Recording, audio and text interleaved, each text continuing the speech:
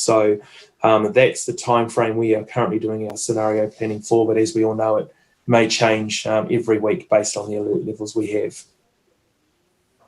Thanks, Sam.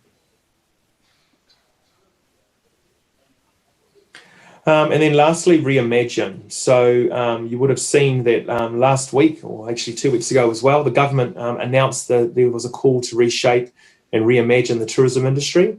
So we have been pushing for the last 2 to 3 months with Tourism New Zealand and the Minister for Tourism around what we're calling a reimagining of tourism. Now is our chance that this is more than a shock. It's actually a bit of a circuit breaker for the sector and for all business sectors, for us all to look and see how could we do our businesses differently. We all knew that tourism was growing at quite an exponential rate, and there were some areas that were really feeling the pressure, such as Queenstown and Central Otago and Cathedral Cove, some of our sites, Mount Tongariro. So for us now, it's great to see the government are taking this seriously. So we're now working with Tourism New Zealand to lead a new plan, domestically and internationally, but also look at all these types of questions. You know, where are our previous visitor arrivals and expenditure growth right for the region? What will success look like for us for the future for a visitor market? How do we move our sector from boom and bust, again, no different to the food and fibre sector or any other business cycle? And lastly, how do we move to a more sustainable community-led tourism? And for us in the Waikato, what we call creating net benefit. Rather than just benefiting those that potentially were making money out of tourism, we want to see communities thrive and that they have the decision around what sort of tourism they want. So again, we will be moving our 2016 Tourism Opportunities Plan, which many of you were involved in.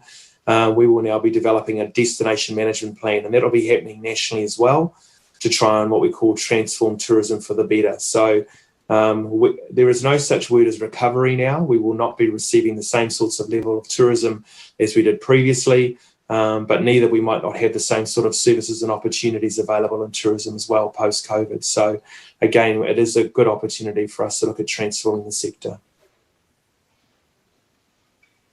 Thanks, Sam. I think we've got one more. Look, and lastly, just obviously a call, I call it, to all my local government partners. I really appreciate everyone helping to promote your rates relief, remissions and instalment policies, not just for the tourism sector, but for all business.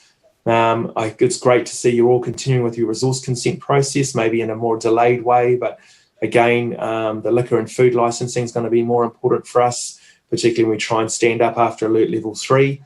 We still have the regional major event strategy activation. So again, we are still awaiting a decision from Well Energy Trust about potentially helping to establish a regional major events fund, which will actually assist all the districts to be able to bid for major events again, and also to attract